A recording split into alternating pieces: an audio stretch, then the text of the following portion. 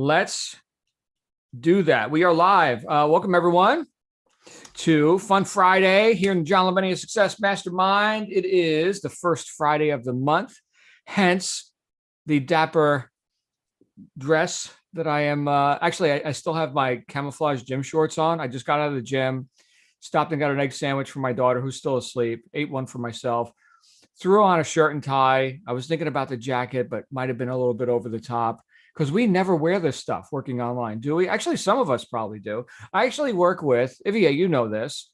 Linda, you know this, because we do some work with an online shopping club that they're corporate people, the people who work, whether they're in the physical office or not, but they always, anytime they're on a meeting, shirt and tie, right? That's just like standard. That's their standards. I guess we don't have standards, right? So we're just going to do whatever we want. But anyway, it is Fun Friday. I see Edward, Emma, Gail, Ivier, Linda, Lindsay, Sharon.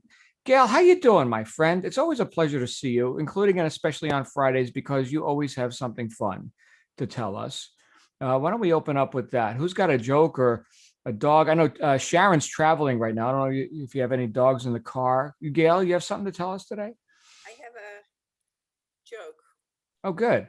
Can you guys hear Gail okay? She's a little quiet for me. I got what? A little bit quiet. Can you guys hear Gail?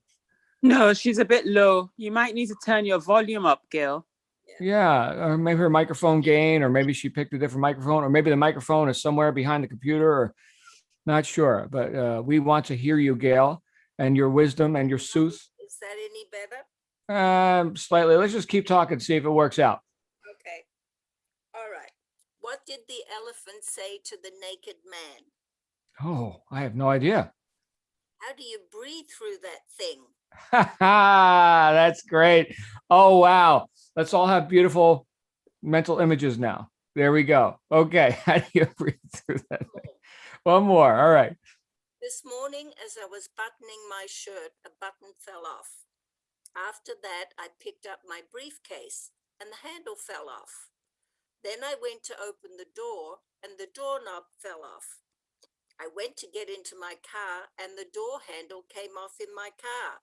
Now I'm afraid to pee. That's great. Yeah. So two rather clean jokes that have to do with phallic things. Okay. Thank you, Gail. That's awesome. All right. Anybody else? Dogs, cats, frogs, jokes, Fun Friday. Anybody else wearing a tie today or a business suit? Usually Emma is, in fact, Emma's not on camera right now, but Emma usually looks spectacular. She's out in the wilderness. Hey, Emma, I see you. Wow, you've got blue sky above you.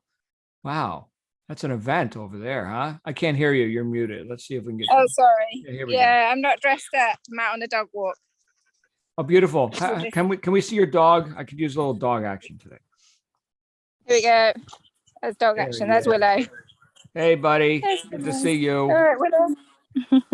You know, thank you, Emma. This is one of the things about, what we've done here, what we've created here online is a really a community, a family, even. Like I know Emma's dog, right? In fact, that transcends borders and whatever. Emma's on a different continent than I am. And I know Emma and her dog, like I know probably better than I know my neighbor and their dog, right? So anyway, glad to be here with you all. Anybody else? Anything to share before we John, I got a little idea I want to share dog? with you all. That was a gal, I heard. Yeah, how is your dog, the one that had the leg amputated? Oh, he's doing great, Gail. Thank you. So for those who have heard or who haven't heard, Butch, our little Chihuahua, he got a back injury a couple of years ago, mysterious injury, stopped using his back legs and, pees and poops on himself. So he has to wear a diaper and all this. And so it got to the point where one of the legs got injured often enough just from dragging it. And, we would keep it wrapped and whatever. But anyway, it got infected, seriously infected. And I won't show you pictures, like bad. And they were like, maybe it's time to put the dog down, but he's still full of life. He's a fun dog. So we sought out alternatives and clean, removal, and he's loving life. So, we got him a little drag bag. So it's kind of like this little pouch So his front legs, he can, drag his ass around, and he just, drags it all over the place and doesn't injure himself. Right. So the other leg he's got a little bit of movement in the other leg. Can't really control it too well. But yeah, we got a 3-legged dog. So there's that. And he's like, awesome. Actually, Shannon pushes Shannon and I both, because we do our morning walks at between 5 and 5:30. We get started. We walk for about 45 minutes around the duck pond and, taking the sights and whatever here in our neighborhood. And so we got this stroller that is a stroller that you're supposed to put a baby seat in, like a car seat for a baby, where you'd strap the car seat into the back seat of the car, and then you could take the car seat out, and then you can attach it to the stroller frame.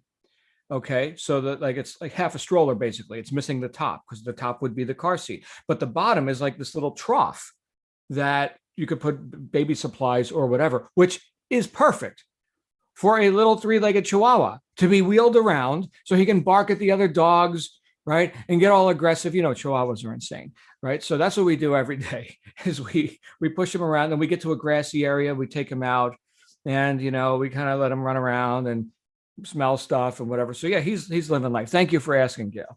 Good times. A lot of dog lovers here.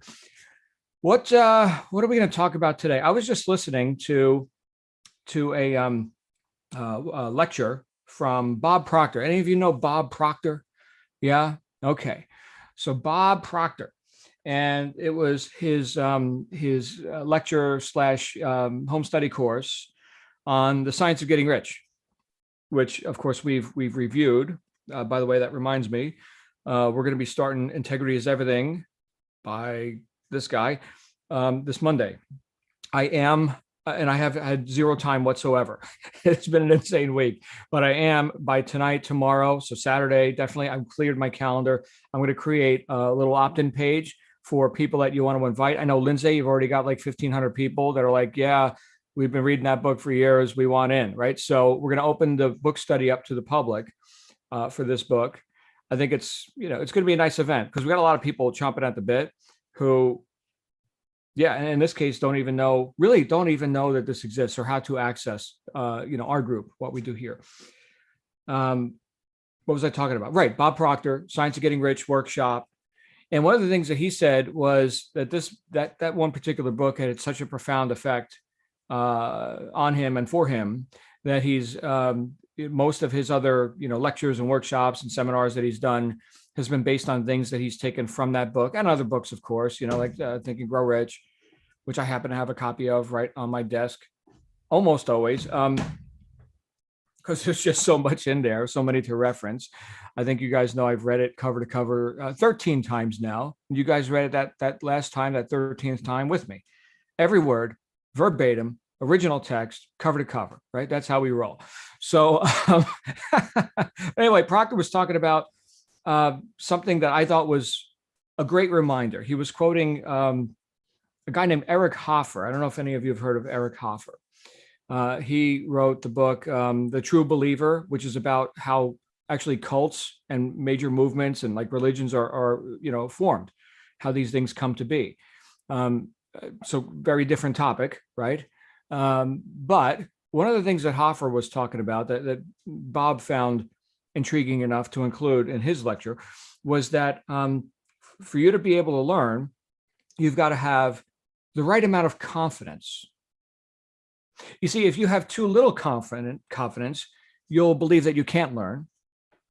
And if you have too much confidence, you'll believe that you don't need to learn, right? What's the surest way to learn nothing?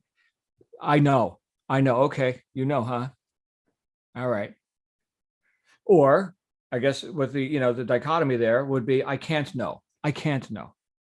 Right. So one would be like a megalomaniacal, I've arrived and you can't teach me anything. And the other, side of the spectrum would be, I'm such a ne'er-do-well, I'm useless. So we have to have the correct amount of confidence in order to be able to take some training and put it to use and know that we actually can. Cool. So with that, I'm thinking about all the things that we're engaged in, each of us, because we don't like the entirety of our life isn't just getting together in these groups and, reading books and studying philosophy and whatever, right? All of this stuff is for use, right? All of this stuff is for you to go and take and have an effect in your life, right? To cause something to occur. But here's the question. When we look at any new field of endeavor, and I know many of you have gotten into new fields of endeavor as of late, okay? And maybe it's multiple things. You've got, here's my e-commerce, right? Hey, I'm going to do a different kind of e-commerce, right? I mean, there's a major difference between, private label and sourcing or whatever. And then, here's the arbitrage, right? And the wholesaling and, shopping clubs and subscription boxes. There's all different ways of doing that.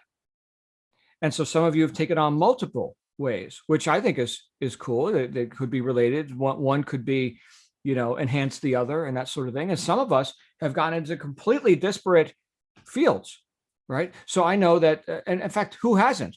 Anyone who I've met, I think every single person here in this group and people I work with even outside of this group, every single one of them, every one of them has put in deliberate change. In other words, they've reached for something very different. I was working the job sitting in the cubicle, and now I am looking to transition out of that, right? So there's contrast there. So it's not like, oh, well, this is kind of just like the other thing, so let me do that since it's already familiar. By the way, that's how, when I ultimately got into business, I guess we could say my first business was music, right? The music business, running a heavy metal band. It wasn't profitable. It was fun. It was a hobby, I suppose, but there was an entrepreneurial aspect to that, right? Here I was promoting, right? Hey, we're going to book the shows here, buy my CDs, buy our t-shirts. Yeah, that's entrepreneurship to a degree. But the intent there wasn't, hey, let's go make millions of dollars playing, heavy metal at rock and roll clubs on the Jersey Shore. That wasn't the end result of that, nor was that expected. But it was rewarding in other ways. But when I got into business, after having been you guys know I was a mechanic, right? In fact, my last job where I was actually turning a wrench, I was an automotive master diagnostician. So, which has exactly nothing to do with what we're doing here. And yet, right, here we all are. So my first business that I really tackled was a franchise, which cost me six figures plus 70, 80 hours a week, the whole thing, in a related field. In this case, I was a tool dealer, right? I ran the Matco Tools truck and my route and selling wrenches to mechanics. So I know that. I know that world. I know it, right? So I have confidence. I have a certain amount of confidence in that area that, I can talk shop with these guys and create what? A degree of agreement, cooperation, right? Sales, right? I mean, what are we talking about here, right? People got to buy the tools. Or if I'm going to be in business, right, there's commerce happening. Okay. Now, in that case, it was a physical, business in a related field to where I was at with mechanical stuff. Okay. But I don't do that anymore, in case you were wondering. It's been some years since I've done that. I got into a completely different field. In my case, it was network marketing kind of stuff. Completely different, because I just couldn't take it anymore with the franchise thing. That's a path. There's lots of different paths. Okay. So if that's your path, go walk the path. That's fine. But I had enough of that path. And I was introduced to here's this idea of, a leveraged income via lots of people doing a little bit. And then there's like all this residual and all that. Major departure from what I was accustomed to. And it didn't pan out for me. It didn't pan out. I wound up $70,000 in debt and had to go get a job again.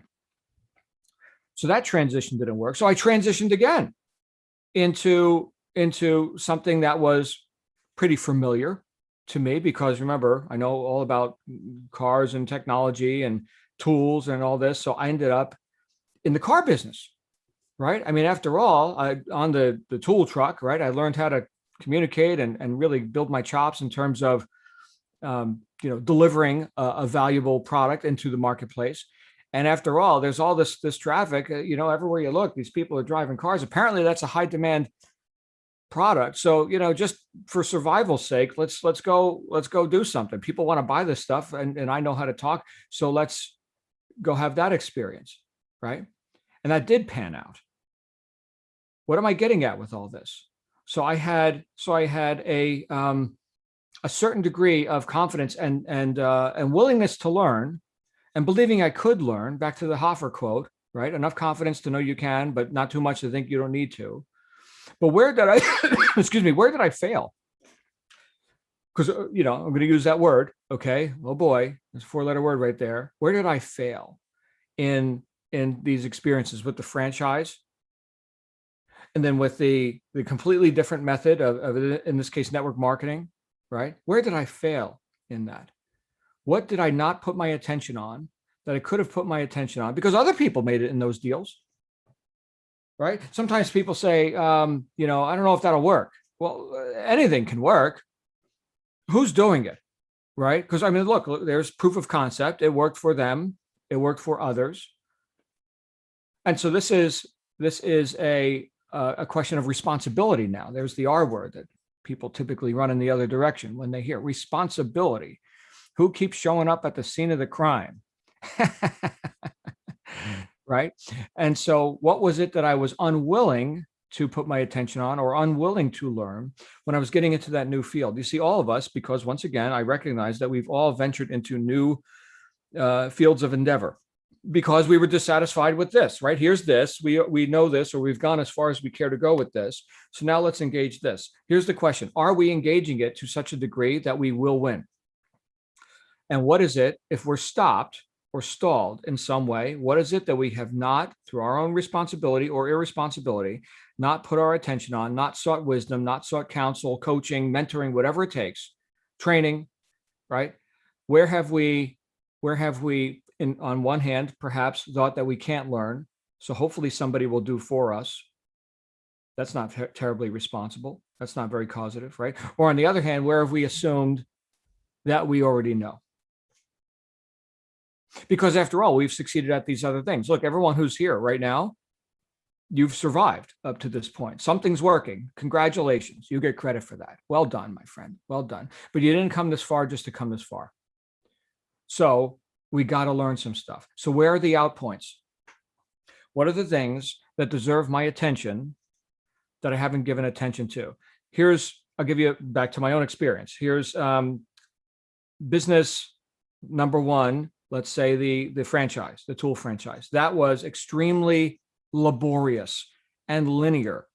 So here I was making 80, 90, maybe even 100,000 a year, working my ass off. What could I have done? What could I have done to get some leverage? There were other guys whose statistics were double, triple, quadruple mine. And these were career guys, right? They've been running that tool truck in their area for 20 years. Everybody knows them. There's the guy, the Snap-on guy, the Matco guy, right? There's the guy. And they have an empire built. And they're doing more revenue in a day than I do in a week. What are they doing differently? You know what they did? What I was not willing to look at and not willing to consider for myself was they had assistants. They had not only made investments in their business that I had not been willing to make in terms of physical material assets, bigger, better truck, things like that. Okay, but they also made investments in here's the person who does the shipping and the receiving for me. I don't touch that stuff. In other words, they had leverage. I had no leverage.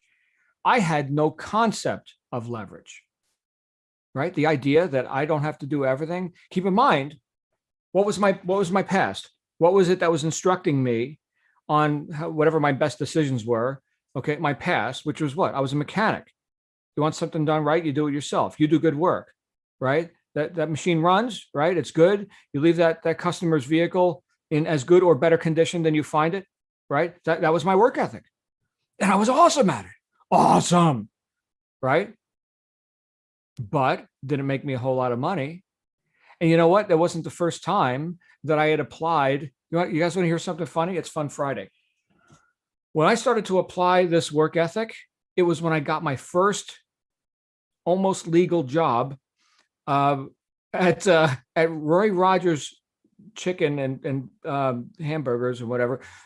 This was I don't even know if they still exist. Roy Rogers? No? Okay. So this was in Brick, New Jersey. And I was, what's the age that you can get working papers? Well, back then this was 1980s, right? So Usually so like 15. 15, yeah. So let's say I was 14. Okay. So I was not quite 15. So there was a little, trickery going on there with the birth certificate, you see, because I wanted to make some money. All right. And so I got my working papers. And so as not only a minor, okay, but as a minor, here I was in Roy Rogers, and I was the chicken man. Okay. So check this out. There was a certain degree of production that was necessary to keep the ovens full of the freshly made fried chicken. Okay. And I learned from the guy, my mentor, right, who was a slob. I mean, this guy, eventually he left the job. Okay. I'm not sure if that was his choice or not, but he taught me how to make the chicken, right? And I studied his methods, right? And you dip it in the batter, and then you put it in the breading, right? And then you put it in the deep fryer there, right? And you do that thing. And so I got to the point where I had a system where I could make so much chicken that they actually had to tell me to slow down, to stop. Usually it's like, we need more chicken, hurry up, make the chicken.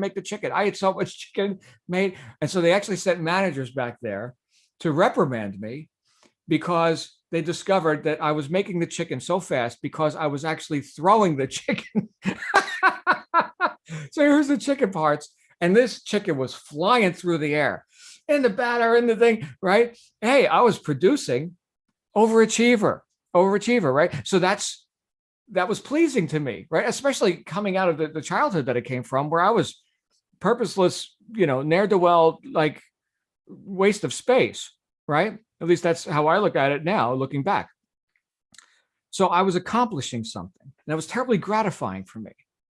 Same thing when I got into the mechanical trade, right? It was terribly gratifying. I could take my hands and cause production, right? Increase, benefit, right? I could cause something. I could do something purposeful with my life. Terribly gratifying. Who did it? I did it.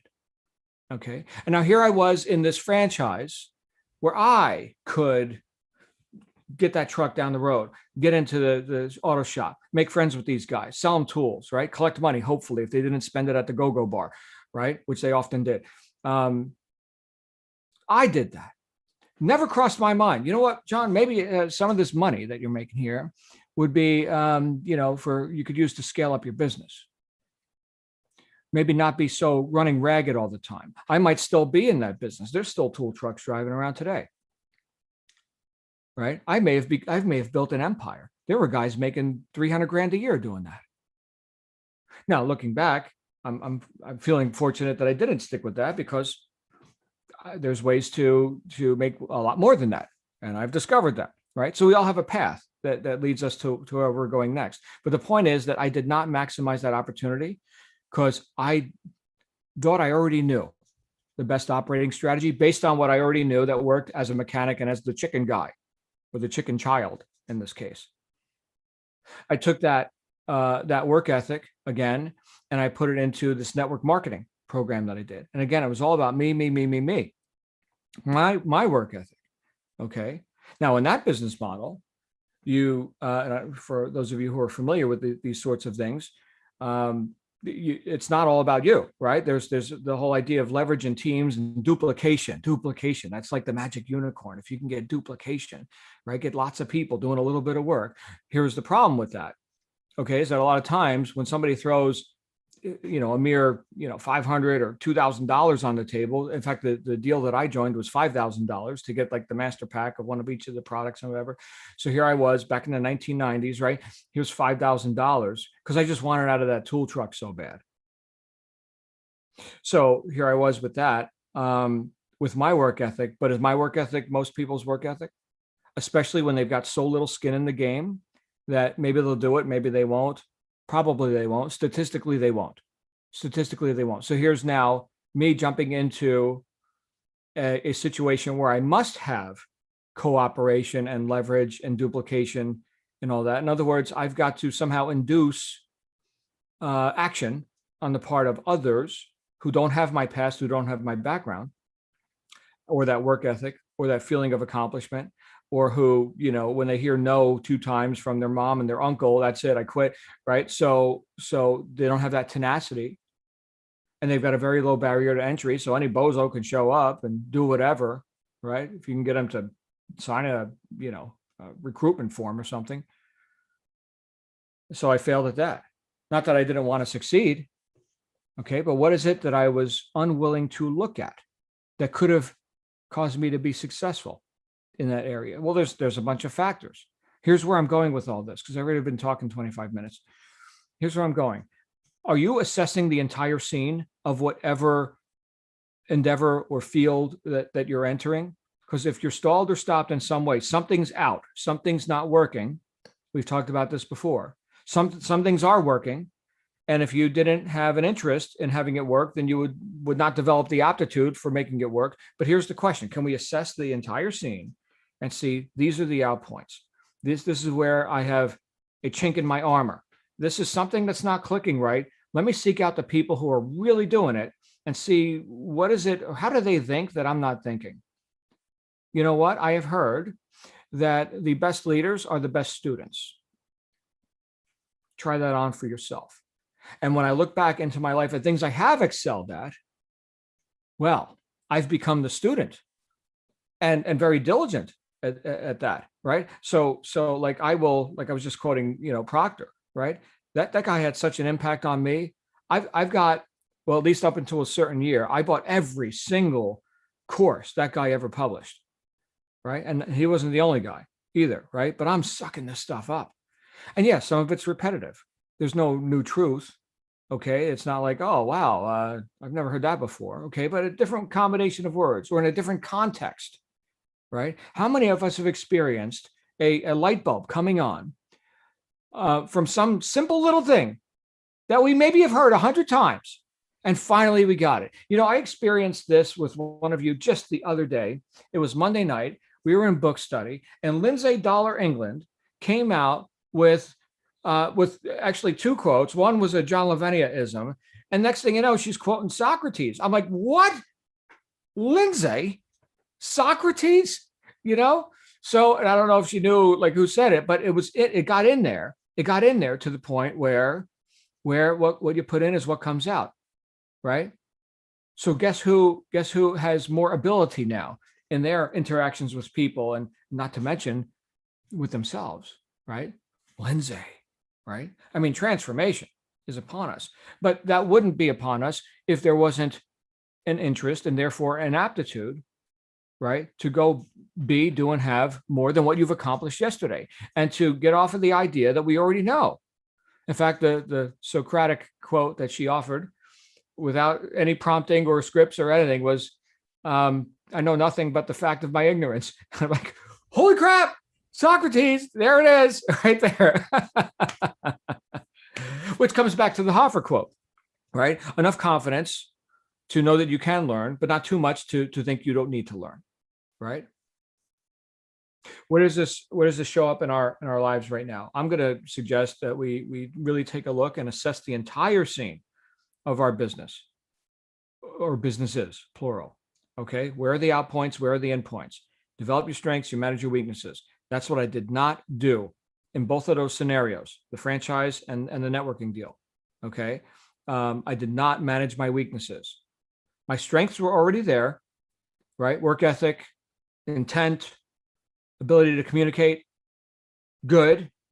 Okay, good. But did I manage my weaknesses? No, clearly, right? With the whole tool franchise thing, right? So that was everything's John, 80 hours a week, all John. Couldn't I have taken and gotten an assistant or something? Well, I don't know how to do that. Oh, you don't know, huh? Oh, it's hard to find good help these days. Oh, okay. So you got a story about it too. Yeah. Okay. Well, then you get to do everything yourself. And after 2 years, I was out. So what can you do? What can you put your attention on? This is something I ask myself a lot. what have I not given my attention to? What have I neglected? Or what have I, for whatever, partial blindness I've allowed myself, not even confronted? I mean, you can't solve a problem unless you can confront the problem. You got to be willing to look, right? But I already know. Well, you lose. Anyway, I hope this, maybe you've got some ideas about this. Maybe you can just assess for yourself, right? Here's where I'm at. These points are in, these points are out. How can we solve these problems? And maybe it's not you. Maybe it's not you solving the problems. Maybe you just need to kind of like, well, what I eventually had to do was get out of my own way. I mean, if you've got some passion for the direction you're going in, and let's be clear about that, right? So let's say you're selling widgets to Mr. and Mrs. Public. You may not be passionate about the widgets, but you have passion about your ability to create commerce and deliver value into the marketplace and all that. Is there something you can sell yourself about that? Because I don't believe anyone's going to excel in something they're not passionate about from some angle. Okay. I think you guys know clearly I am passionate about personal development, philosophy, sales, communication, marketing. That is my world. I love it. In fact, I was just saying to Shannon the other day, after it was like a 13-hour run straight of nonstop action. In fact, I had 2 days like that in a row. And I said, I love this. I love it. Right? Just all those interactions, making the deals, working with clients. Holy crap, I love this. Right? What is it that I love? I love my work. I love working with people. I love seeing the light bulbs turn on. Right? Or when they finally, they get it. They get it. Holy crap. I can reach my goals. I can do, what I want to do. I can build that business and all of that. Right? I mean, this whole group wouldn't exist if I didn't have a passion for that. And if you didn't have the interest and also the aptitude for receiving that sort and immersing yourself in that sort of an environment. Right? Do I have a new truth for you or something? No, you can go read books. Here's one. Here's a book. Right? Go read it. You can go watch YouTube videos. You can, whatever. You can go to seminars. Actually, I don't know if you can go to seminars. Some of you are still on lockdown. Okay. But you could seek wisdom. You could do that. Right? You don't have to do it here. And yet here we are. So here's what I know is happening. I know that we've got a very special group here. And I'm seeing all of you who are on camera right now, but I'm seeing all your names. And I know I give you guys a tongue bath way too often, but I freaking love you guys. Thank you. Thank you for being a part of this. And please, please, please go make a spectacle of yourself. If there's anything that is out that needs to be put in, let's put that in. Seek counsel, study, interview people. That's what I did. I went and I put my ass on planes and I found people who were making 2 to 5 times the amount of money that I wanted to make. And I asked them what they did and they told me, right? So when I finally became successful in business, that's how it happened. I wound up modeling others who knew more than I did because my best thinking, got me this far, but not further. Right. So anyway, again, lots of love for you guys. It is Fun Friday. Who's got something to say on all this? Whatever this topic is, being coachable, I suppose. Come on down. I know a few of you are coachable. I don't know about all of you, but I love you, Glenn. Glenn, this guy, he tears it up on Wednesday nights with his networking magic. Right. So there it is. We're just talking about network marketing, right, Glenn? Well, and so, yeah. And you are like a professional level networker. I don't even consider myself a networker. You got it together. What do you think, brother? Well, first of all, hey, guy in the starched shirt and tie, who are you and what have you done with my friend John Lavenia? Yeah, right. Actually, it's not starched. It's a wrinkled mess. And I'm wearing my camo gym shorts down below. Nice. I have confidence. So it's Fun Friday, right? Mm-hmm. So I have the greatest respect for law enforcement. That final thin blue line that stands between us and anarchy and all that sort of thing. And I was really reminded of how warm-hearted and kind so many of our law enforcement professionals in this country. I heard about a story of a state trooper pulled over an old man for speeding, And the officer says to the old man, "If you can give me an excuse I've never heard before, I'll let you go." So the old man says, "Several years ago, my wife ran off with a state trooper. I thought you were him trying to bring her back to me." Officer says, "Slow it down and have a nice day." That is awesome. Oh my goodness. I thought it was him trying to bring her back. Wow. So it's interesting that you talk about that the topic today would be, what do I need to put my attention on that can help me to improve my performance, increase my stats, build myself as a professional. I kid you not, the reason I was a couple of minutes late for the Zoom today is because I was on another Zoom with someone whom I respect, seeking counsel in an area where I realize I need to put more attention, and getting some advice and getting some tips on that. And one thing I've had to realize over the years is you've talked about this many times, John, and heard it said today. Heard somebody say, another friend of mine, a person I respect, said the three most dangerous words that stand in the way of growth and progress are, "I know that." Mm-hmm. And so what I've had to learn over the years is put my freaking ego aside and be willing to sit under someone's counsel or to receive someone's advice.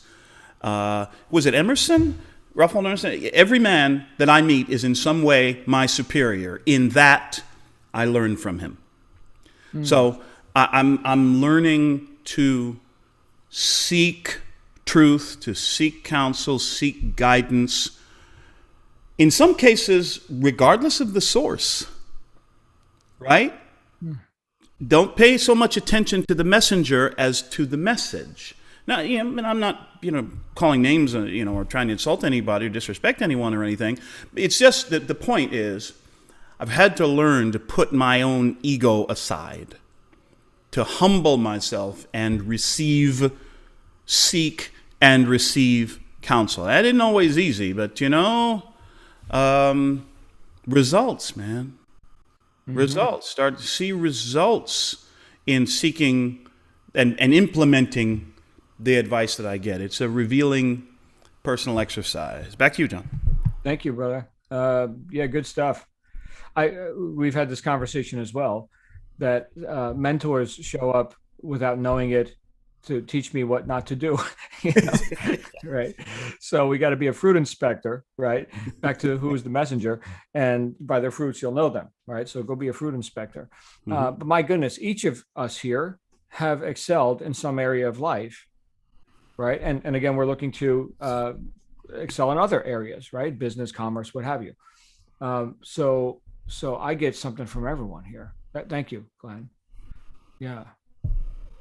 Good stuff. Who else wants to come out here and participate in our fun Friday light conversation that we're having today? I see Edward and Emma and Gail. Ingrid's here, my favorite violinist. Ivier, who's always awesome. Julia's here. So good to see you, Julia. And Virginia, of course. Sharon, Mandy. I know Sharon's driving. Lindsay. Anybody else? Any other thoughts on this? Is there something that you're learning now that you'd like to, claim that, what, I'm getting proficient at this, guys, now you all know. Now it's not a secret, right?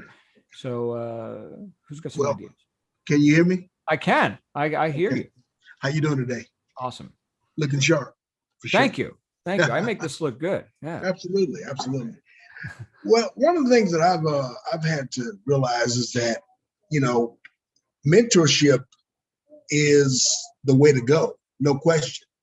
But sometimes when you follow some mentors, you're not getting where you need to be.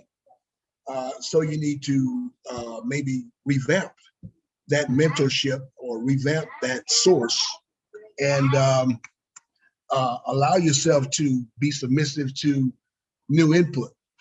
That's what I've found, because I've always had mentors and I've always followed, their suggestions. But when you have diminishing returns, you have to, keep looking. And I continue to look. And what I realize now is that all the information I needed was right. I had it in my hand the whole time, but I just didn't identify, what it was and what I needed to do, and how to access it. Because it's one thing to, repetition. It's another thing to do correct action, Right. which is a whole about the mentality of what you're learning. So that's what I'm learning. So I appreciate the input today. Thank you. Thank you, Edward. Yeah, repetition of what? Right? Beat your head into the wall. All right, do it some more. Do it harder. Oh man, that's some of the mentoring that I've received, by the way. Terribly frustrating.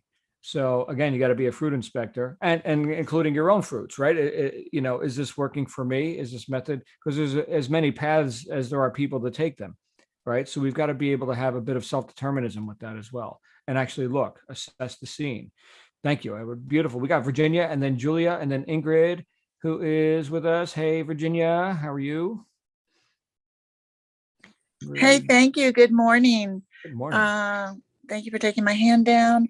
I relate to this so well, everything you've said and the different businesses that you've, Were you the chicken started. girl? No, I was No? the McDonald's girl, but I was of Ah. age. First job, that's when you didn't have the computer tell you how much it was. That's when you added it up on a piece of paper and then you counted the change back. A Right. lost art. Nobody can do that now. So if you were to go to the state of Florida Business and Professional Regulations site and look up my name, you would see how many businesses that I have started. Some that I've owned for several years with my ex, some I started that I loved all of the marketing. I loved all of everything about starting the business, but then building it was not really my heart's desire. My problem has always been that I like too many things and I can't decide one particular one to just land on. So that creates a jack of all trades and master of none kind of scenario, until I finally became a nurse, which is odd because was never on any of those creative type endeavors, but it did provide a good income for several years. So I totally relate. And it is like, what, as I learn more and more now, I look at my life and think, you're a really smart lady. You went to a nice school, higher education. How come you're so dumb? Why did you make such many silly, decisions that you're like, well, why did I select that? I don't know. But in any event, I just wanted to let you know that I do really relate to it and learn so much. And it's frustrating to me when I have friends and relatives who have the I already know that attitude, because you can't talk to them. You can't really convince them. At least I'm not very good at arguing my point of view. I understand it. I know why it's important, but I can't always present it to you as to why it's important. So I guess they just all need to go down their own path, even though we try, especially when there are grown adult children, to have them avoid some of the mistakes that we feel we made, so learn from my expertise or my past experiences. But just sometimes it's just the messenger. They'll hear it from somebody else, but they won't hear it from their adult parent. That because what do we, Yeah. Thank you, Virginia. Well, there's that saying, a man convinced against his will is of the same opinion still. Absolutely. Hmm. Who said that? That's really good. I've heard you say that before. Me. So I knew that. I didn't. I don't know that I originated that though. No, I heard it from somebody decades Ben ago. Franklin. Might have been Ben Franklin. I don't know. Probably. I've gone back that far. Yeah. Well, that guy knew stuff, right? My goodness. One of my role models, Franklin. My goodness. He was a bit of a ladies' man too, I understand. So I don't know if he had a nice enough tie, though. As nice as mine. So anyway, thank you, Virginia. So glad you're here. And we got Julia and then Ingrid. Hey, Julia. Hey there. I've missed everybody. Having been traveling for a couple of weeks, it was great, but I find that I do miss this group when I'm not around, and I miss the mental stimulation as well as the wonderful family.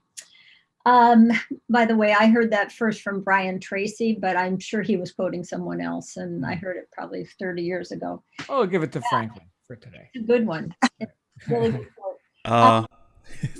Oh, Glenn knows. All right, Glenn. What? Samuel Butler. Oh, okay, perfect.